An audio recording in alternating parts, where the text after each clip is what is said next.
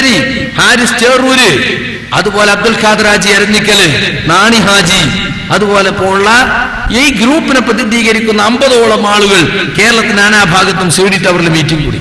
അപ്പൊ A P അപ്പുറത്തിരിക്കുന്നു. A പിയോട് ചോദിച്ചു, അല്ല ഇങ്ങനെ മീറ്റിംഗ് എനിക്കറിഞ്ഞൂടാ. TP വീട്ടില ഫോൺ ചെയ്തു, ഇങ്ങനെ മീറ്റിംഗ് ഉണ്ടല്ലോ സീത്, ഞാനറിയില്ല. കണ്ടോ? അപ്പൊ സംസ്ഥാന ജനറൽ സെക്രട്ടറിയും പ്രസിഡന്റും അറിയാതെ സംസ്ഥാന ആസ്ഥാനത്ത് മീറ്റിംഗ് വിളിക്കാം, അതിനെ ഗ്രൂപ്പ് മീറ്റിംഗ് എന്ന് പറയാ. എന്നിട്ട് അതിന്റെ ചർച്ച പലതും റെക്കോർഡിംഗ് നമ്മുടെ കയ്യിൽ കിട്ടിയിട്ടുണ്ട്. അതിലവർ പലതരത്തിൽ ആലോചിച്ചത് എന്താ, ജിന്ന് വിഭാഗം എന്ന് പറഞ്ഞൊരു വിഭാഗം ഇവിടെ ഉണ്ട്, അവരെ മാറ്റി നിർത്തിക്കൊണ്ടായിരിക്കണം ഈ തെരഞ്ഞെടുപ്പ് നടത്തേണ്ടത്. യോഗം കഴിഞ്ഞിട്ട് നേരെ പോയത് TPന്റെ വീട്ടിലേക്കാ. ഒന്നാമത്തെ ഡിമാൻഡ് സക്കരിയ സലാഹിയെ ഉടൻ പുറത്താക്കണം. 2009 പുറത്താക്കിയത് പിന്നെയും തിരിച്ചെടുത്തതിന്റെ പേരിൽ അബ്ദുൾ റസാഖ് ബാക്കവി രോഷം കൊള്ളുന്നുണ്ട് അവിടെ ആ യോഗത്തിൽ. ഞാൻ AP യോട് ചോദിച്ചു, എന്തിനാണ് നീ ഓനത്തിന്റെ ഉൾക്കെടുത്തത്? അപ്പൊ AP പറഞ്ഞു, കാല് പിടിച്ച് കരഞ്ഞാ എന്താ ചെയ്യാ എന്ന് പറഞ്ഞു. രണ്ടും കളവാണ്. ഞാൻ കാല് പിടിച്ചിട്ടില്ല, കരഞ്ഞിട്ടില്ല. ഞാൻ എന്റെ നിലപാട് വ്യക്തമാക്കുക ചെയ്തത്. ഗത്യന്തരമില്ലാതെ അവർ തിരിച്ചെടുക്കേണ്ടി വരെ ചെയ്തത്. പത്രത്തിൽ കൊടുത്തു, പിന്നെ കൊടുത്തിട്ടില്ല എന്ന് പറഞ്ഞു. പത്രക്കാരൻ പറഞ്ഞു ഔദ്യോഗിക വേദിയിൽ നിന്ന് കിട്ടിയിട്ട് തന്നെയാണ്. അപ്പോൾ ഓർക്കുന്നുണ്ടാവും തേജസ്സിൽ വന്നത് 2 പ്രഭാഷകരെ 2 മാസത്തേക്ക് സസ്പെൻഡ് ചെയ്യാനും പിന്നീട് നീക്കം ചെയ്യാനും കേന്ദ്രം തീരുമാനിച്ചു. തേജസ് വാർത്ത പിറ്റേന്ന് TPന് APന് അങ്ങനെ തീരുമാനിച്ചിട്ടില്ല. അതിന്റെ അടിയിൽ ലേഖകന്റെ വിശദീകരണം, ഉത്തരവാദപ്പെട്ട കേന്ദ്രങ്ങളിൽ കിട്ടിയിട്ട് തന്നെയാണ് ഞങ്ങൾ വാർത്ത കൊടുത്തത്. ആരാ കള്ളൻ? ഇന്നും അറിയില്ല ആരാ കള്ളൻ. കാരണം തേജസ്വരന്റെ ഒക്കെ നമ്മളെ നേതാക്കളെ മൊബൈൽ റെക്കോർഡ് ചെയ്ത് വെച്ചതുണ്ട്, മനസ്സിലായില്ലേ? അതൊന്നും ഞങ്ങൾ പുറത്തു വിട്ടിട്ടില്ല എന്ന് മാത്രം. അപ്പൊ സുഹൃത്തുക്കളെ, ഈ രീതിയിലാണ് 2009 സംഭവിച്ചത്. ഈ ഗ്രൂപ്പ് മീറ്റിംഗ് ആണ് യഥാർത്ഥത്തിൽ മുജാഹിദ് പ്രസ്ഥാനത്തിലെ ഈ ചേരിതിരിവിന് കാരണം. അങ്ങനെ ഇലക്ഷൻ തുടങ്ങി. ഇലക്ഷൻ പൂർത്തിയാകുമ്പോഴേക്കും 2011 അവസാനിച്ച്, ആ 2011 അവസാനിക്കും മുമ്പ് തന്നെ സംസ്ഥാന കമ്മിറ്റി നിലവിൽ വന്നല്ലോ. അതോടുകൂടി ചേരിതിരിവ് പൂർണ്ണമായി. പല ജില്ലാ തെരഞ്ഞെടുപ്പുകളും മണിക്കൂറുകൾ നീണ്ടു. ചിലയിടത്തൊക്കെ ജില്ലാ തെരഞ്ഞെടുപ്പ് നിർത്തിവെച്ചു. കോഴിക്കോട് എന്താ സംഭവിച്ചെന്നറിയോ? ജില്ലാ തെരഞ്ഞെടുപ്പിൽ KV അബ്ദുൽ ലത്തീഫ് മൗലവിയെ കൗൺസിലറാക്കി തിരികെ കയറ്റാൻ നോക്കി. ഭരണഘടന അനുസരിച്ച് അയാളുടെ മണ്ഡലത്തിന് അയാൾ വരണം, അയാൾ വരുന്നില്ല. അപ്പൊ ഫറൂഖ് മണ്ഡലത്തിലൂടെ തിരികാൻ നോക്കി. അപ്പോ ആളുകൾ ഫറൂഖിനൊന്നും അത് പറ്റൂല, നിങ്ങളെ ആ മണ്ഡലത്തിൽ പറ്റാത്ത ഞങ്ങൾക്കുള്ള സീറ്റ് അയാൾക്ക് കൊടുക്കാൻ പറ്റൂല. അപ്പൊ TP പറയാണ്, ഞാൻ KVയോട് വസിയത്ത് എന്ന പോലെ പറഞ്ഞതാണ് നിങ്ങൾ ഇതിലെടുക്ക കൗൺസിലറാക്കാൻ. അപ്പൊ സാധാരണ പ്രവർത്തകൻ ചോദിച്ചു, എന്താ TP ഇത് നിങ്ങളെ തറവാട്ട് സ്വത്താണോ, നിങ്ങൾക്ക് ആളുകളെ വസിയത്ത് പോലെ സംഘടനയിലെടുക്കാൻ എന്ന് ചോദിച്ചു. അവസാനം ബഹളമായി പിരിഞ്ഞിട്ട് പുറത്തുനിന്ന് മധ്യസ്ഥ പറഞ്ഞിക്ക. 2 കൂട്ടരെയും വിളിച്ച് ചർച്ച ചെയ്തിട്ട് സമവായ ചർച്ചയിലൂടെയാണ് അബ്ദുൽ ഖാദർ ഹാജി എരഞ്ഞിക്കലും KV ഒക്കെ എന്താകുന്നത്. കോഴിക്കോട് ജില്ലാ കമ്മിറ്റിയുടെ പേരിൽ സംസ്ഥാന കൗൺസിൽ ഇപ്പൊ കോടതിയിലെ കേസ്. മിഞ്ഞാന്ന് ഹിയറിംഗ് കഴിഞ്ഞു. അതിലെന്താറിയോ, TP, PK അഹമ്മദ്, അതുപോലെ അബ്ദുൽ ഖാദർ എരഞ്ഞിക്കല്, KV, പാലത്ത്, MM മദനി പോലുള്ള കൗൺസിലർമാര് അവർ തെരഞ്ഞെടുക്കപ്പെട്ടത് ഭരണഘടനാപരമല്ല. അവർ കൗൺസിലെത്തിയതും ഭരണഘടനാപരമായി തെറ്റാണ്, വളഞ്ഞ വഴിക്കാണ്. അതുകൊണ്ട് ഈ സംസ്ഥാന കൗൺസിൽ നിലനിൽപ്പില്ലെന്ന് പറഞ്ഞ് കോഴിക്കോട് മുനിസിപ്പൽ കോടതിയിൽ കേസ് നിലനിൽക്കുകയാണ്. എന്നിട്ട് ആ കൗൺസിൽ അപ്പൊ ഇങ്ങനെ പുറത്താക്കൽ കത്ത് ഇങ്ങനെ അയച്ചുകൊണ്ടിരിക്കണം. ഇപ്പൊ ഇഷ്ടം പോലെ പുറത്താക്കൽ കത്ത് ഇങ്ങനെ വരികയാണ്. അതവിടെ അച്ചടിച്ചു വെച്ചിരിക്കുക. സംസ്ഥാന സമ്മേളനത്തിന് നോട്ടീസ് അടിച്ചു വെച്ച മാതിരി. നിങ്ങൾക്ക് ആരൊക്കെയും പുറത്താക്കണമെന്നുണ്ടോ, നിങ്ങൾ CD ടവർ പോയാൽ മതി, ഞങ്ങളൊരുത്തൻ ജിന്നാണ്, ഓന്റെ അഡ്രസ് ഒന്ന് പറഞ്ഞ അപ്പൊ തന്നെ എഴുതി. എന്താ എല്ലാവരും ഒരു പ്രിസ്ക്രൈബ്ഡ് ഫോം റെസീറ്റുമായി അടിച്ചിരിക്കുക. ഗുരുതരമായ അക്ഷരക്കലങ്കനത്തിനും സംഘടനാവിരുദ്ധ പ്രവർത്തനത്തെക്കുറിച്ചും നിങ്ങളെക്കുറിച്ച് ആക്ഷേപം കിട്ടിയിട്ടുണ്ട്. പ്രാഥമിക അന്വേഷണത്തിൽ സത്യമാണെന്നും ബോധ്യപ്പെട്ടിട്ടുണ്ട്. അതുകൊണ്ട് ഇന്ന ദിവസം CD ടവറിൽ ഇന്നവർ ഹാജരാകേണ്ടതാണ്. അതുകൊണ്ട് നിങ്ങളെ താൽക്കാലികമായി പ്രാഥമിക അംഗത്വത്തിൽ നിന്നും സസ്പെൻഡ് ചെയ്തിരിക്കുന്നു എന്നാണ്. ഇങ്ങനെയുണ്ട്. അങ്ങനെ നിരന്തരം കത്ത്, ഒരു 100 കണക്കിന് കത്തുകൾ ഒന്നുണ്ട്, രജിസ്റ്റർ കത്ത്. ചിലർക്ക് 2 എണ്ണമൊക്കെ വരുന്നത്. കാരണം തിരക്കിലോ അറിയണില്ല ആർക്കൊക്കെ അയച്ചു അജാതി അയക്കല നടന്നുകൊണ്ടിരിക്കണേ. ഈ കോക്കസ് കൊണ്ട് പിടിമുറുക്കിയിരിക്കുകയാണ് അവിടെ. രാഷ്ട്രീയ പാർട്ടിയുടെ ഓഫീസിൽ പോലും നടക്കാത്ത ഉപജാപ പ്രവർത്തനങ്ങളാണ് ഇന്ന് CD ടവർ കേന്ദ്രീകരിച്ച് ഈ കോക്കസ് നടത്തിക്കൊണ്ടിരിക്കുന്നത്. ആ കോക്കസ് അവിടെ കണ്ണൂർ ജില്ലയിൽ 3 വോട്ടിനാണ് അവർ ജയിച്ചത്. പമ്പിച്ച വാശിയേറിയ തെരഞ്ഞെടുപ്പ് നടന്നിട്ട് 3 വോട്ടിനെ ജയിച്ചു. അതെങ്ങനെയോ ഇവിടുത്തെ ഒരു ഹാജിയാര് 2 മണ്ഡലത്തിലെ കൗൺസിലർമാരെ വണ്ടി കൊടുത്തയച്ച് കോഴിക്കോട് കണ്ണൂർ ഒരു ഹോട്ടലിൽ കൊണ്ടുപോയി നല്ല കോഴി ബിരിയാണി വാങ്ങിക്കൊടുത്ത് ഒരുത്തരെ കൊണ്ട് ക്ലാസ് പഠിപ്പിച്ചിട്ട് നേരെ തെരഞ്ഞെടുപ്പിന് വരിക. വോട്ട് മറിക്കുക എന്ന് കേട്ടിട്ടില്ല നിങ്ങള്? കർണാടകത്തിലൊക്കെ ഉണ്ട് ഹോട്ടലിൽ കൊണ്ടുപോയി MLA-മാരെത്തിയിട്ട് വിലപേശല്, ഗവൺമെന്റിനെ വെല്ലുവിളിക്കല്. ആ പണിയാ കണ്ണൂർ ജില്ലയിൽ നടന്നത്. ഇതൊക്കെ പറയാൻ വിഷമുണ്ട് സുഹൃത്തുക്കളെ, പക്ഷെ പറയാൻ കഴിയില്ല. ഞങ്ങളെയൊക്കെ ശിർക്കാരോപിച്ച് പുറത്താക്കുന്ന മാന്യന്മാരുടെ നിലവാരം അത്. ഇങ്ങനെ ഇവരൊക്കെ എത്തിയത്. സംസ്ഥാന കമ്മിറ്റി തെരഞ്ഞെടുപ്പിൽ നിങ്ങൾക്ക് അറിയോ 5 പാനലുകൾ വന്നു. 5 മുജാഹിദ് പ്രസ്ഥാന ചരിത്രത്തിൽ ഇല്ലാത്തത്. അതൊക്കെ കരഞ്ഞുകൊണ്ടാണ് KP മുഹമ്മദ് മൗലവിയും ഡോക്ടർ ഉസ്മാൻ സാഹിബും ഒക്കെ ഏറ്റെടുക്കല്. എല്ലാവരും നിർബന്ധിച്ച് ഏൽപ്പിക്കലാണ്. ഒരമാനത്ത് എന്ന നിലയ്ക്ക് നിങ്ങൾ ഏൽപ്പിച്ച സ്ഥിതിക്ക് ഞാൻ ഏറ്റെടുക്കുന്നു, ഞാൻ ദുർബലനാണ്, നിങ്ങളുടെയൊക്കെ സഹായം വേണമെന്ന് കരഞ്ഞു പറഞ്ഞുകൊണ്ടാണ് KP ഏറ്റെടുക്കാറുള്ളത്. ഇന്ന് ചരട് വലി നടത്തുകയാണ്. AP ഫോൺ ചെയ്യാണ്. മലപ്പുറം ഈസ്റ്റ് ജില്ലാ കമ്മിറ്റി തെരഞ്ഞെടുപ്പ് നാളെ നടക്കുമ്പോ ബഹുമാന്യനായ AP ഫോൺ ചെയ്യാണ്, നാളെ ഇബ്രാഹിം മൗലവി അവതരിപ്പിക്കുന്ന പാനലിന് നിങ്ങൾ വോട്ട് ചെയ്യണം കേട്ടോ. AP-നെ പറ്റി നമ്മളെ മനസ്സിലുള്ളത് എന്താ? ഇപ്പൊ എന്താ പോലെയൊക്കെ നിലവാരം. അപ്പൊ PC ഇബ്രാഹിം മൗലവി എന്ന ഇടപെടൽക്കാരൻ കോൺഗ്രസ് നേതാവ് പാനൽ അവതരിപ്പിക്കും എന്നറിയാം. പാനലിൽ ആരൊക്കെ വരുന്നു കോൺഗ്രസ് നേരത്തെ തീരുമാനിച്ചിട്ടുണ്ട്. അതിന് വോട്ട് ചെയ്യണമെന്ന് AP വിളിച്ചു പറയാ. എവിടെ എത്തി? TP കളിച്ച കളി കണ്ടില്ലേ നിങ്ങള്? ഈ രൂപത്തിലാണ് സുഹൃത്തുക്കളെ കഴിഞ്ഞ KNM ഇലക്ഷൻ നടന്നത്. ഇലക്ഷൻ കഴിഞ്ഞപ്പോഴേക്കും ചേരി പൂർണ്ണമായി. ഇതിലൊന്നും ഞാനില്ല കേട്ടോ. ഞാൻ ഹജ്ജിന് പോയപ്പോൾ ആ കടവത്തൂർ തെരഞ്ഞെടുപ്പുണ്ട്. ഞാൻ വരാൻ 2 ദിവസമുള്ള ധൃതി പിടിച്ച് തെരഞ്ഞെടുപ്പ് നടത്തിയ ഞാൻ ഉണ്ടായിട്ടില്ല വല്ലതും ആയിപ്പോണ്ടാന്ന് വിചാരിച്ചിട്ട്. മനസ്സിലായില്ലേ? അങ്ങനെ ഇപ്പോ കടവത്തൂര് മണ്ഡലം, കടവത്തൂർ യൂണിറ്റിൽ 100ഓളം ആളുകളുണ്ട്. അവിടെ ഒരു കൗൺസിലർ, 35 ആള് മാത്രമല്ല, 35-40 ആള് മാത്രമല്ല. ഇശാഖലിന്റെ യൂണിറ്റിന്റെ 2 സംസ്ഥാന കൗൺസിലർ. അതാണ് നീതി. ഭയങ്കര നീതിയല്ലേ ഇശാഖലിക്ക്? അല്ലെങ്കിൽ ഓർത്തുകൊണ്ട് ജീവിക്കല്ലാതെ ഇതിനു വേണ്ടി എന്തോ ചെയ്തിട്ടോ ഈ കാലഘട്ടം വരെ? അത് വേറെ കാര്യമാണ്, ഞാൻ പിന്നെ വിശദീകരിക്കാൻ വേണമെങ്കിൽ വന്നാ. ഏതായാലും ഇരിക്കട്ടെ. അങ്ങനെ ആ കടവത്തൂരി ഭാഗത്തുള്ള ആളുകളൊക്കെ പറഞ്ഞ് തെറ്റിദ്ധരിപ്പിച്ചിട്ടുള്ള എന്താ? സക്കരിയ സലാഹിന്റെ വീട്ടിൽ ജിന്നിറക്കുണ്ട്. സക്കരിയ സലാഹി ജിന്നിറക്കാൻ നടക്കുകയാണ്. ജിന്നിറക്കിയ ആൾ ഇശാഖലിയ. ഞാൻ കണ്ണൂർ വെച്ച് പറഞ്ഞ്, പലയിടത്ത് വെച്ചും പറഞ്ഞു. ഹജ്ജിന് പോയ ഒരു പെൺകുട്ടിക്ക്, ചെറുപ്പക്കാരത്തിൽ പെൺകുട്ടിക്ക് അസ്വസ്ഥത. ഉടനെ തന്നെ എന്ത് ചെയ്തു? ആളുകൾ പോകുന്നിടത്ത ഹാളിന്റെ അവിടെ തന്നെ കടത്തിയിട്ട് ഇറങ്ങിപ്പോ, ജൗഹറൈനിക്കോട് ഇങ്ങനെ ഓതി കൊടുക്കുക, ഇറങ്ങിപ്പോ. അപ്പൊ പെണ്ണ് പറയാ പോകൂല. അപ്പൊ ഇവൻ പറയാ, ഇശാഖലി പറയാ, ഇത് മസ് തന്നെയാണ് കേട്ടോ. മസ് പറഞ്ഞ ജിന്ന് ബാധ തന്നെയാണ് കേട്ടോ. ഇവരെ വാദം എന്താ? ബാധ തിരിച്ചറിയാൻ റസൂലിനല്ലാതെ കഴിയില്ല. അപ്പൊ റസൂലായ കാലത്താണ്, 4 കൊല്ലം മുമ്പ് റസൂലാ. എന്നിട്ട് ഇവനെ ഇവിടെ കുപ്രചരണം നടത്തിയത്. ഇവനും കുയ്യാലിൽ അലിയും പിന്നെ അതുപോലെ തന്നെ ഉദുക്കുബലുള്ള ബഷീറും ഇവിടെ പെണ്ണുങ്ങളൊക്കെ പറയും എന്തിനാ ആളെ പേര് അറിയണത്. പിന്നെ മലക്കുകളൊന്നും ചെയ്തു എന്ന് പറയാൻ പറ്റുമോ? ഇവർ വണ്ടി എടുത്തിട്ട് നടക്കുകയായിരുന്നു. നമ്മള് CH മാരും കൂടിയിട്ട്, CH മാരും ഒരു സ്ഥലത്തന്നെ പോയിട്ടുള്ളൂ, പിന്നെ പിന്മാറി. ഒരു വണ്ടി എടുത്ത് നടക്കുകയായിരുന്നു വോട്ട് പിടിക്കാൻ.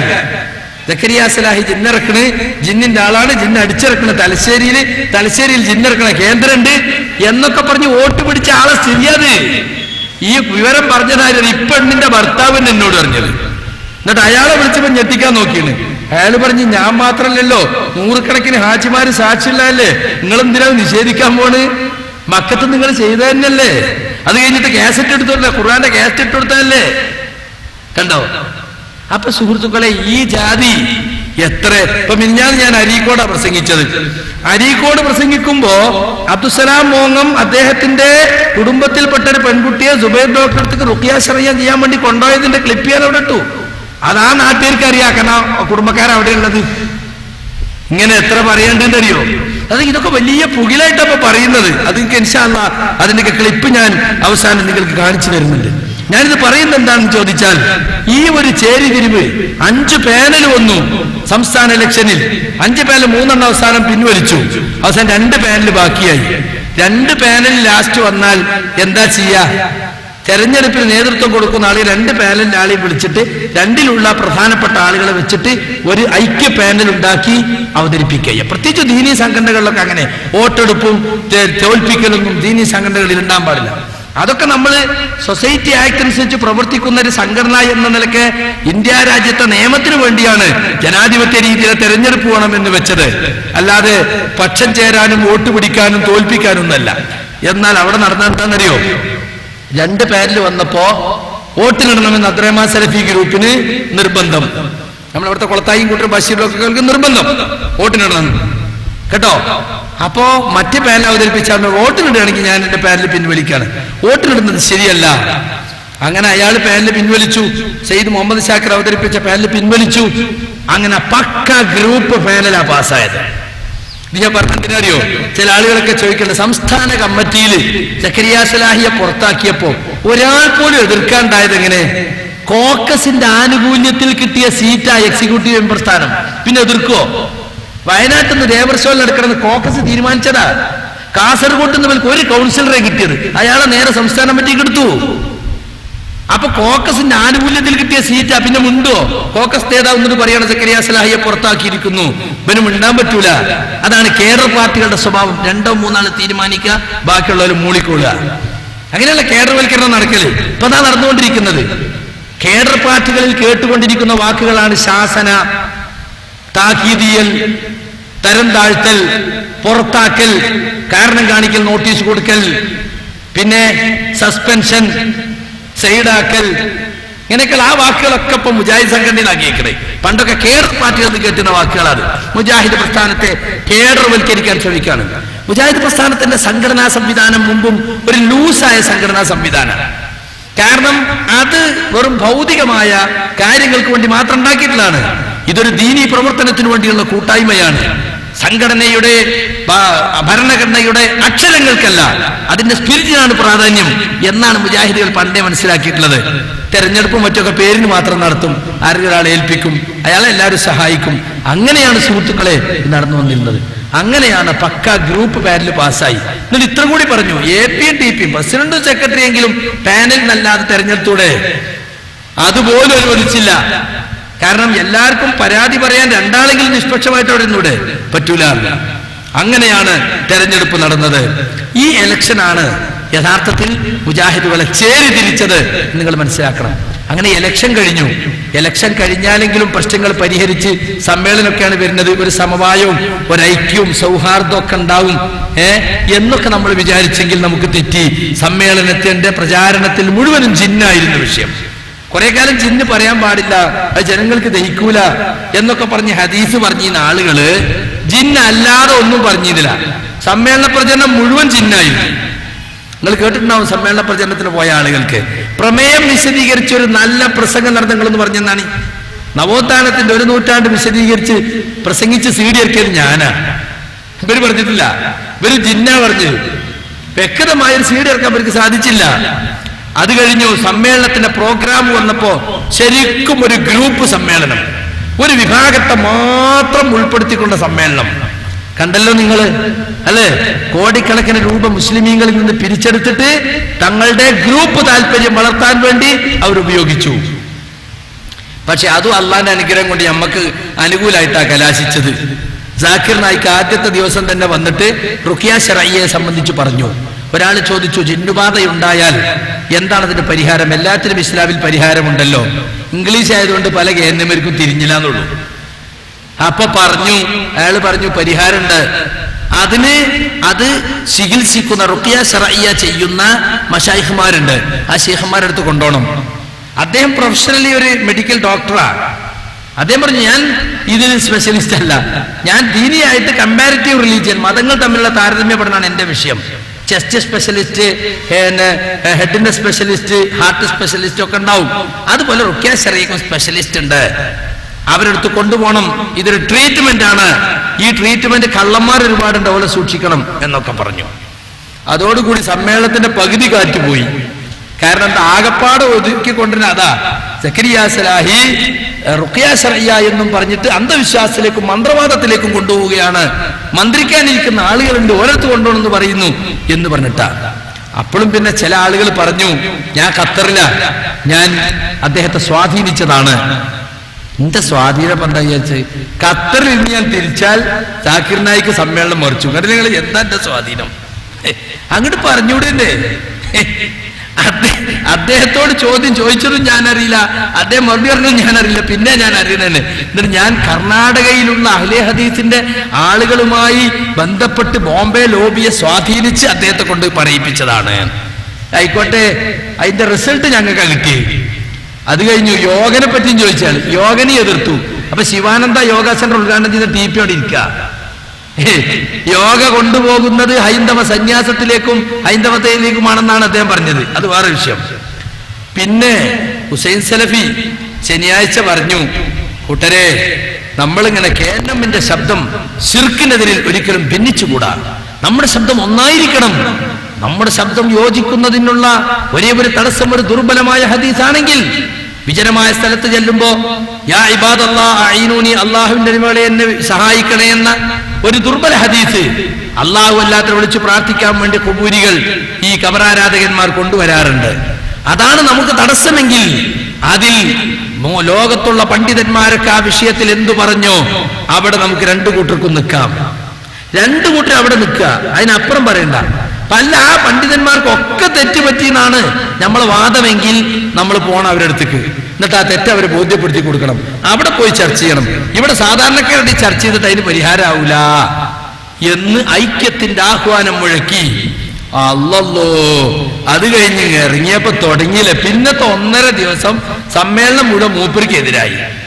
എല്ലാവരും അദ്ദേഹത്തിന് അബ്ദുറഹ്മാൻ സലഫി അബ്ദുൽ സലാത്തും കൂടി വന്നു മൈക്കൾ താത്തിച്ചിട്ട് അങ്ങോട്ട് തുടങ്ങി. ഇത് ഇവിടെ പറയില്ല, വേറെ എവിടെയും പോയി പറഞ്ഞോളി. എന്താ സംഘടന അയാൾക്ക് സ്ത്രീധനം കിട്ടിയതാ? ഐക്യ ആഹ്വാനം ഇവിടെ പാടില്ല. ടി.പി. അബ്ദുള്ള കോയ മദനി ഏഴാങ്കര ശൈലിയിലാ ഹുസൈൻ സലഫിക്ക് മറുപടി പറഞ്ഞത്. അപശബ്ദമാണ്. ഇവിടെ ഒരു അപശബ്ദം ഉണ്ടായില്ല, ഒരേ ഒരു അപശബ്ദം മാത്രം ഉണ്ടായത്. അഹങ്കാരമാണ്. സ്റ്റേജിൽ നിന്ന് സ്റ്റേജിലേക്ക് പോകുന്നവർക്ക് ജനങ്ങളുടെ വികാരം എന്തൊക്കെയാ ഹുസൈൻ സലഫിനെ പറ്റി പറഞ്ഞത്.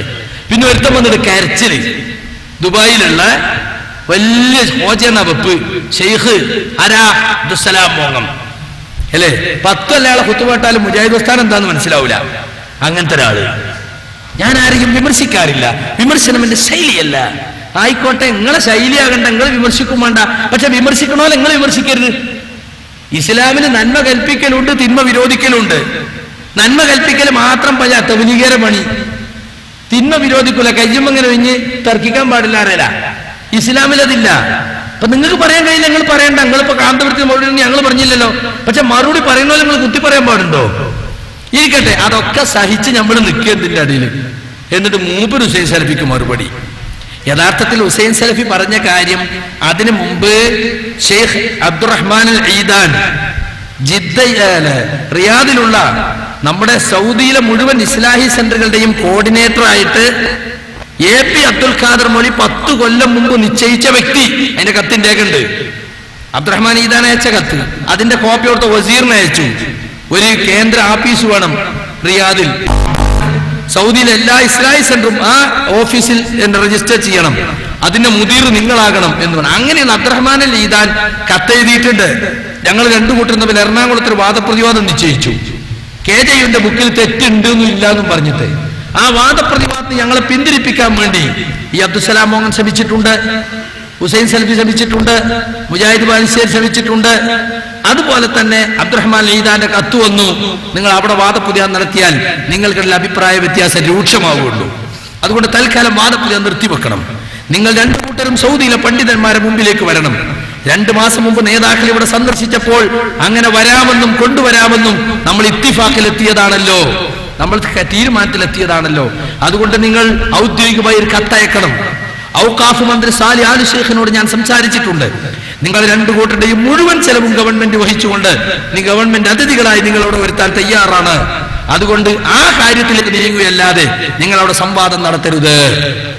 അങ്ങനെ ഷെയ്ഖ് അബ്ദുറഹ്മാൻ ഈദാന്റെ കത്ത് വന്നപ്പോഴാണ് നമ്മൾ വാദപ്രതിവാദത്തിന് പിന്മാറി. ഷെയ്ഖ് അബ്ദുറഹ്മാൻ ഈദാനുമായി വളരെ അടുത്ത ബന്ധമുള്ള ഒരാളാണ് ഞാൻ പറഞ്ഞു എനിക്കിനി അതിൽ പങ്കെടുക്കാൻ പറ്റൂല എന്ന് നോക്കിങ്ങള്. ആ കത്തിനെ കുറിച്ച് അബ്ദുസ്സലാം മോങ്ങൻ എന്നോട് പറഞ്ഞ എന്താ അറിയോ? ആ കത്ത് ഞാൻ എഴുതിച്ചതാണ് ഈദാനെ കൊണ്ട്. അതിന്റെ ആ ലെറ്റർ ഡ്രാഫ്റ്റ് ചെയ്തത് ഞാനാണ്. എന്നാൽ അതേ കാര്യമല്ലേ ഹുസൈൻ സലഫി ഇവിടെ പറഞ്ഞത്? എങ്കിൽ അബ്ദുസ്സലാം മൗലവിക്ക് ആത്മാർത്ഥത ഉണ്ടായിരുന്നെങ്കിൽ അദ്ദേഹം ഹുസൈൻ സലഫി എതിർക്കാൻ പാടില്ല. ഹുസൈൻ സലഫി പറഞ്ഞതിനെ സപ്പോർട്ട് ചെയ്യാണ് വേണ്ടത്. ഇത് തന്നെയാണ് ഷെയ്ഖ് അബ്ദുറഹ്മാൻ അൽ ഈദാനും പറഞ്ഞത്. അതിനെ ഞാനും അനുകൂലിക്കുന്നു. അതുകൊണ്ട് ബഹുമാനപ്പെട്ട നേതൃത്വം ഇത് കണക്കിലെടുക്കണമെന്നാണ് ഈ ജനങ്ങളെ സാക്ഷി നിർത്തി ഞങ്ങൾക്കൊക്കെ പറയാനുള്ളത് എന്നല്ലേ മോങ്ങ മുസ്താദ് പറയേണ്ടത്. മൂപ്പരങ്ങട് കരയാൻ തുടങ്ങി. എന്നിട്ട് എന്തിനാ കരയുന്ന കള്ളക്കരച്ചില്? ഇവിടെ അപക്വമായ ചില സംസാരങ്ങൾ ഉണ്ടായി. എന്റെ സംസാരം കേൾക്കുമ്പോ നിങ്ങളാരും അങ്ങനെ അപക്വമായി പെരുമാറരുത് കേട്ടോ എന്നൊക്കെ പറഞ്ഞിട്ട് എന്നിട്ടൊരു കള്ളക്കഥയും പറഞ്ഞു. പിന്നെ പ്രവർത്തന എതിരാളികളോട് വളരെ നല്ല നിലയിൽ പെരുമാറണമെന്നതിന് കള്ളക്കഥ. എന്ത്?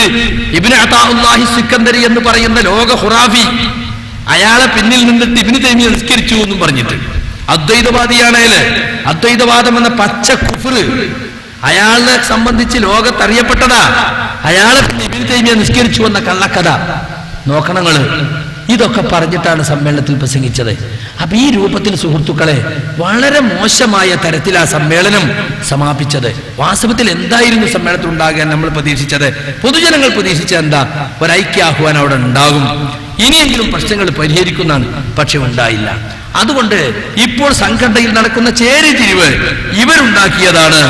ഈ പ്രചാരണ യോഗങ്ങളിലും സമ്മേളനങ്ങളിലും ഒക്കെ ഇവരുണ്ടാക്കിയതാണ് എന്ന് നിങ്ങൾ മനസ്സിലാക്കണം. അതാണ് എനിക്ക് ഈ സന്ദർഭത്തിൽ ഓർമ്മപ്പെടുത്തുവാനുള്ളത്. വിഷയങ്ങൾ പഠിച്ചുകൊണ്ട് നിങ്ങൾ കാര്യങ്ങൾ ഉൾക്കൊള്ളണമെന്നാണ് ഈ സന്ദർഭത്തിൽ ഓർമ്മിപ്പിക്കാനുള്ളത്. അല്ലാഹു സുബ്ഹാനഹു തആല നമ്മുടെ ഈ ഒരുമിച്ച് കൂടൽ ഒരു പുണ്യകർമ്മമായി സ്വീകരിക്കുമാറാകട്ടെ. അറിവില്ലാതെ വന്നുപെടുന്ന തെറ്റുകുറ്റങ്ങൾ റഹ്മാനായ റബ്ബ് വിട്ടുപുറത്ത് മാപ്പാക്കി തരുമാറാകട്ടെ. അല്ലാഹുമ്മ ഗ്ഫിർ ലിൽ മുഅ്മിനീന വൽ മുഅ്മിനാത്ത് വൽ മുസ്ലിമീന വൽ മുസ്ലിമാത്ത് അൽ അഹ്യാഇ മിൻഹും വൽ അംവാത്ത് ഇന്നക മുജീബുദ് ദഅവാതി യാ ഖാദിയൽ ഹാജാത്ത് റബ്ബനാ ആതിനാ ഫിദ് ദുനിയാ ഹസന വഫിൽ ആഖിറതി ഹസനത വഖിനാ അദാബന്നാർ ആമീൻ ബിറഹ്മതിക യാ അർഹമർ റഹീമീൻ. അസ്സലാമു അലൈക്കും വറഹ്മത്തുള്ളാഹി. അസ്സലാമു അലൈക്കും വറഹ്മത്തുള്ളാഹി വബറകാതുഹു. അൽഹംദുലില്ലാഹിൽ വാഹിദിൽ ഖഹാർ വസ്സലാത്തു വസ്സലാമു അലാ അശ്റഫിൽ അംബിയാഇ വൽ മുർസലീൻ മുഹമ്മദിൻ വഅലാ ആലിഹി വസഹാബതിഹി അജ്മഈൻ. റബ്ബി ഇശ്റഹ് ലി സദ്രി വയസ്സിർ ലി അംരി വഹ്ലുൽ ഉഖ്ദതം മിൻ ലിസാനി യഫ്ഖഹു ഖൗലി. അഊദു ബില്ലാഹി മിനശ് ശൈത്വാനിർ റജീം. വമൻ അളല്ലു മിമ്മൻ യദ്ഉ മിൻ ദൂനില്ലാഹി മൻ ലാ യസ്തജീബു ലഹു ഇലാ യൗമിൽ ഖിയാമ വഹും അൻ ദുആഇഹിം ഗാഫിലൂൻ. വഇദാ ഹുശിറ الناس كانوا لهم أعداء وكانوا بعبادتهم كافرين. പ്രിയമുള്ള സഹോദരി സഹോദരന്മാരെ, സർവാധിനാഥനായ റബ്ബിന്റെ എല്ലാ വിധിവിലക്കുകളും സൂക്ഷിച്ചുകൊണ്ട് അവന്റെ നിയമനിർദ്ദേശങ്ങൾ പാലിച്ചുകൊണ്ട് തഖ്വ കൈവിടാതെ ജീവിക്കാൻ ശ്രമിക്കണേ എന്ന് ഒരിക്കൽ കൂടി ഓർമ്മപ്പെടുത്തുകയാണ്. ഇസ്തിഗാസ അല്ലാഹുവോട് മാത്രം എന്നതാണ് നാം നമ്മുടെ പോസ്റ്ററിൽ മുകളിൽ കൊടുത്തിട്ടുള്ള വിഷയം. എന്തുകൊണ്ട് അങ്ങനെയൊരു വിഷയം ഇവിടെ ചർച്ചക്കെടുത്തുവെന്ന് മഗ്‌രിബിന് മുമ്പുള്ള പ്രസംഗത്തിൽ നിന്നും നിങ്ങൾ മനസ്സിലാക്കിയിട്ടുണ്ടാവും എന്നാണ് ഞാൻ കരുതുന്നത്. കാരണം തൗഹീദിനു വേണ്ടി പ്രവർത്തിക്കുകയും തൗഹീദി ആദർശത്തിനു വേണ്ടി ധാരാളമായി പണിയെടുക്കുകയും ചെയ്ത ഒരു പ്രസ്ഥാനം, ആ പ്രസ്ഥാനത്തിന്റെ ആളുകൾ തന്നെ ശിർക്കിലേക്ക് പോയി എന്ന ആരോപണം, വളരെ ഗൗരവമുള്ള ആരോപണം ചില ആളുകൾ ഉന്നയിക്കുകയും പല വിരോധമുള്ള ആളുകളും അത് ഏറ്റെടുക്കുകയും ചെയ്ത പശ്ചാത്തലത്തിലാണ് പ്രാർത്ഥനയോ പ്രാർത്ഥനയുടെ അർത്ഥത്തിലുള്ള ഇസ്തിഗാസയോ അല്ലാഹുവല്ലാത്ത ഒരു സൃഷ്ടിയോടും പാടില്ല, അത് ശിർക്കാണ് എന്ന് ഒരിക്കൽ കൂടി ഈ സദസ്സിന് മുമ്പിൽ വ്യക്തമാക്കാൻ ഞങ്ങൾ ആ തലക്കെട്ട് നൽകിയിട്ടുള്ളത്. എന്നെക്കുറിച്ച് ശിർക്കാരോപിക്കുന്ന ആളുകളോട് എനിക്ക് പറയാനുള്ളത്, ഞാൻ നിങ്ങളുടെ മുമ്പിൽ നിൽക്കുന്നു, ഞാൻ പറയുന്നു എനിക്കങ്ങനെ വാദമില്ല എന്ന് പറഞ്ഞിട്ടും ഇനിയും അതുമായി നടക്കുകയാണെങ്കിൽ ഞാൻ അത് അല്ലാഹുവിലേക്ക് വിടുന്നു എന്ന് മാത്രമേ എനിക്ക് അതിനെ സംബന്ധിച്ച് പറയാനുള്ളൂ. ഞാൻ നോട്ടീസ് ഇറക്കി, പത്രത്തിൽ കൊടുത്തു, ധാരാളം പ്രസംഗങ്ങളിൽ പറഞ്ഞു, ജിന്നിനെ വിളിച്ച് പ്രാർത്ഥിക്കാമെന്നോ ജിന്നിനെ വിളിച്ച് സഹായം തേടാമെന്നോ ഉള്ള വാദം വാസ്തവത്തിൽ എനിക്കില്ല. തലശ്ശേരിയിൽ ഞാൻ 10 വർഷമായി ഖുതുബ നടത്തിയതുകൊണ്ട് ഒരുപാട് മിത്രങ്ങൾ എനിക്കുണ്ടായിട്ടുണ്ട്, അതുപോലെ കുറെ ശത്രുക്കളും ഉണ്ടായിട്ടുണ്ട്. കാരണം എന്താണെന്നറിയോ, പലരെയും വിമർശിക്കേണ്ടി വരും ഖതീബ് എന്ന നിലക്ക്. പഴക്കച്ചവടക്കാരനെ വിമർശിച്ചാൽ അവന് ഉള്ളിൽ ദേഷ്യായി. മീൻ കച്ചവടക്കാരനെ വിമർശിച്ചാൽ കെട്ട മീൻ പൊട്ടിയ മീൻ മേലെ വെച്ചാൽ വള്ളിയിൽ വെച്ചിട്ട് നല്ല മീൻ മേലെ വെക്കാന്ന് ഞാൻ ഖുതുബയിൽ പറഞ്ഞ അവന് ദേഷ്യായി. ബേക്കറിക്കാരനെ വിമർശിച്ചിട്ടുണ്ടാവും, ഫ്രൂട്ട് കച്ചവടക്കാരനെ വിമർശിച്ചിട്ടുണ്ടാവും. അങ്ങനെ പലരെയും വിമർശിക്കുമ്പോ പലർക്കും എന്നോട് പലതരത്തിലുള്ള ദേഷ്യം ഉണ്ടാവും. ടെക്സ്റ്റൈൽസുകാരെ വിമർശിക്കുമ്പോ, ജ്വല്ലറിക്കാരെ വിമർശിക്കുമ്പോ, അങ്ങനെ ജീവിതത്തിന്റെ വിവിധ തുറകളിലുള്ള ആളുകളെ ദീനിന്റെ പേരിൽ ഒരു നസീഹത്ത് എന്ന നിലക്ക് ഞാൻ മിമ്പറിൽ വെച്ച് വിമർശിച്ചതാണ് ഒരുപക്ഷെ ഇന്ന് എന്നോട് ചില ആളുകൾക്കൊക്കെ ശത്രുതയുണ്ടാകാനുള്ള കാരണം. അയാളെ പറ്റി കേട്ടോ നമ്മൾ പ്രചരിപ്പിക്കുക എന്ന് പറഞ്ഞങ്ങ് പ്രചരിപ്പിക്കുക. ഞാൻ ഒരാളോടുമുള്ള വ്യക്തിവിദ്വേഷത്തിന്റെ പേരിൽ അന്ന് ഒന്നിനെയും വിമർശിച്ചിട്ടില്ല. ദീനിയായ ഒരു ബാധ്യത എന്ന നിലക്ക് മിമ്പറിൽ കയറുന്ന ഒരു ഖതീബ് നിർവഹിക്കേണ്ട ഒരു കാര്യം, അള്ളാഹുവിന്റെ റസൂല് കയറിയ പ്രധാനപ്പെട്ട സ്ഥലമാണല്ലോ മിമ്പർ. ആ മിമ്പർ നന്മ കൽപ്പിക്കാനും തിന്മ വിരോധിക്കാനുമുള്ളതാണ്. അത് നിർവഹിക്കൽ ഖതീബിന്റെ ബാധ്യതയാണ് എന്ന നിലക്ക് മാത്രമാണ് ഞാൻ പറഞ്ഞിട്ടുള്ളത്. ഒരാൾ എനിക്കൊരിക്കൽ ഒരു കത്ത് അവിടെ കൊടുത്തേൽപ്പിച്ചിരുന്നു. ഞാൻ ഹജ്ജ് ഗ്രൂപ്പ് നടത്തി പൈസ ഉണ്ടാക്കുന്നു എന്നാണ് അതിന്റെ ആകത്തുക. അതിനെന്താ നിങ്ങൾ വിമർശിക്കാത്തത്? അയാളെ വിചാരം ഞാൻ ഹജ്ജ് ഗ്രൂപ്പ് നടത്തുന്നു എന്നാ. ഞാൻ ഹജ്ജ് ഗ്രൂപ്പേ നടത്തുന്നില്ല. ഒരാൾ നടത്തുന്ന ഹജ്ജ് ഗ്രൂപ്പിൽ എന്നെ അമീറായി ക്ഷണിക്കുമ്പോൾ ഞാൻ പോകും. അത് അയാളുമായിട്ട് ഇത്ര പൈസ തരണം അല്ലെങ്കിൽ വരില്ല എന്ന് പറഞ്ഞ് ഞാനൊരു കച്ചവടമാക്കി എടുത്തിട്ടല്ല എന്ന് നിങ്ങൾക്ക് അയാളോട് രഹസ്യമായോ പരസ്യമായോ പോയി ചോദിച്ചാൽ അറിയാം. എന്റെ കൂടെ ഹജ്ജിന് വന്ന പല ആളുകളുമുണ്ട്, ഈ പ്രദേശത്തുമുണ്ട്, പരിസര പ്രദേശങ്ങളിലൊക്കെ ഉണ്ട്. അവരോട് ചോദിച്ചാൽ അറിയാം ഒരു ഹജ്ജിന്റെ അമീർ എന്ന നിലക്ക് എന്താണ് എന്റെ നിലപാട് എന്ന്. ഇപ്പൊ ഞാൻ പോകുന്നില്ല, പലപ്പോഴും ഞാൻ ഇഷ്ടപ്പെട്ടിട്ട് പോകുന്നതല്ല, എന്നെ നിർബന്ധിച്ചു കൊണ്ടുപോകുന്നതാണ്. 10-40 ദിവസം സമൂഹത്തിലെ വിവിധ തുറകളിലുള്ള ആളുകളെ നമുക്ക് ദഅവത്തിനായി കിട്ടുമ്പോൾ അവർക്കൊരു ദഅവത്ത് കൊടുക്കാൻ, കാരണം 40 ദിവസം ഹജ്ജ് പറയണ്ടാവില്ലല്ലോ, എല്ലാ വിഷയങ്ങളും ചർച്ച ചെയ്യുകയും പഠിപ്പിക്കുകയും അതിനുള്ള ഒരു ചാൻസ് എന്ന നിലക്ക് അവർ എന്നെ നിർബന്ധിച്ചു കൊണ്ടുപോകുന്നതാണ്. വെറും ഒരു കച്ചവടം എന്നതിലുപരി ഒരു ദഅവത്ത് എന്നതുകൂടി ഹജ്ജ് ഗ്രൂപ്പ് നടത്തുന്നവർക്ക് ആഗ്രഹമുള്ളത് കൊണ്ടാണ് ഞാൻ പലപ്പോഴും അതിന് പോയിട്ടുള്ളത്. പക്ഷേ പല ആളുകളുടെയും വിചാരം ഒരു വലിയ സംഖ്യ ഓരോ ഹാജിക്ക് ഇത്ര എന്ന് പറഞ്ഞ് ഞാൻ കമ്മീഷൻ വാങ്ങുന്നുണ്ടാവും എന്നൊക്കെയാണ്. ഓരോരുത്തർ അവനവന്റെ സ്വഭാവമാണല്ലോ മറ്റുള്ളവരെ കുറിച്ച് ആലോചിക്കുക. ഞാൻ അത് ഇതുവരെയും വാങ്ങിയിട്ടില്ല എന്ന് നിങ്ങൾ ഓർമ്മപ്പെടുത്തുകയാണ്. ഇപ്പൊ KNM-ന്റെ ഹജ്ജ് ഗ്രൂപ്പിൽ അമീറായിട്ട് 3-4 വർഷം പോയി. എന്താണ് കിട്ടുക? നിങ്ങൾ KNM-ന്റെ ആളുകളോട് ചോദിച്ചു നോക്കിയാൽ മതി അമീറിന് എന്താ കൊടുക്കല്. മനസ്സിലായില്ലേ? ഇവിടെ 30-40 ദിവസം ജോലി ലീവ് എടുത്തിട്ടാ പോണത്. ആ പൈസ പോലും കിട്ടില്ല KNM-ന്റെ കൂടെ ഹജ്ജിന് പോയാൽ. പിന്നെ 3-4 കൊല്ലം കഴിഞ്ഞപ്പോ വേറെയും സംഘടനയിൽ ആളുകൾക്ക് ചാൻസ് കൊടുക്കാൻ വേണ്ടി അവർ എന്നെ വിളിക്കാതെ വേറെ ആളുകളെ വിളിക്കും. അതുകൊണ്ട് ഞാൻ പിന്നെ വേറെ ആളുകൾ വിളിച്ചപ്പോ അവരെ കൂടെ പോയി. നമ്മൾ KNM-നെതിരുണ്ടാക്കിയതോ KNM-ആയിട്ടൊരു മത്സരം ഉണ്ടായതോ അല്ല. KNM-ഉം നമ്മളൊക്കെ ഇപ്പൊ ഇക്കഴിഞ്ഞ വർഷം, അതിന്റെ തൊട്ട് മുമ്പത്തെ വർഷം ഒരേ ബിൽഡിങ്ങിലാണ് താമസിച്ചത്. അതിന്റെ മുമ്പും ഒരു വർഷം ഒരേ ബിൽഡിങ്ങിൽ ഒരേ രൂപത്തിൽ താമസിച്ചിട്ടുണ്ട്. അപ്പൊ KNM-നെതിരായ ഒരു ഹജ്ജ് ഗ്രൂപ്പ് ഒന്നുമല്ല ഇസ്ലാഹി ഹജ്ജ് ഉംറ സർവീസ് എന്ന് ഞാൻ പ്രത്യേകിച്ച് ഓർമ്മപ്പെടുത്തുകയാണ്. ഞാനിത് പറയാൻ കാരണം ഇപ്പോഴുള്ള ഈ ആരോപണങ്ങളിലൊക്കെ പങ്കുകൊള്ളുന്ന പല ആളുകളും വേറെ പല കാര്യങ്ങളുടെ പേരിൽ എന്നോട് വിരോധമുള്ളവരാണ് എന്ന് ചില ആളുകളിൽ നിന്ന് എനിക്ക് വ്യക്തമായി മനസ്സിലാക്കാൻ സാധിച്ചിട്ടുണ്ട്. അതുകൊണ്ട് എന്റെ സുഹൃത്തുക്കളോട് എനിക്ക് പറയാനുള്ളത്, ഞാൻ ദീനിന്റെ പേരിലുള്ള നസീഹത്ത് എന്ന നിലക്ക് പറഞ്ഞ കാര്യം നിങ്ങളുമായി ബന്ധപ്പെട്ട ഒരു വിഷയമാണെങ്കിൽ അതിന്റെ പേരിൽ ഒരിക്കലും നിങ്ങൾ എന്നോട് വിരോധം വെക്കരുത്. അത് ദീനിന്റെ കടമ എന്ന നിലക്ക് ഞാൻ പറഞ്ഞിട്ടുള്ളതാണ്.